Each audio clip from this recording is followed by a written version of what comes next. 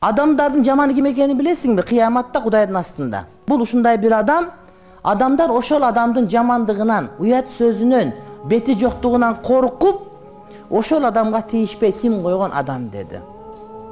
Кээ бир адамдар бар, бети жок акмак. Оозу богоз, ар нерсенин бардыгын сүйлөйт. Ошол адамдын жаман сөзүнөн, жамандыгынан коркуп, адамдар ага тийишпейт, билесиңерби? Ушундай адамдар кыяматта Кудайдын астында эң жаман адамдар. Кээ бир адамдар бар, кээде достор болуп калышы мүмкүн сага. Бир нерсени сүйлөй берет, бир нерсени айтып берет, дей берет, анан уят кылат адамдардын астында, беймани. Ана ошол адамдарды ага тийишип, ага урмат менен мамиле кыласыз, урматтуу бир тууганым, ошолор кыяматта Кудайдын астында эң жаман адамдар.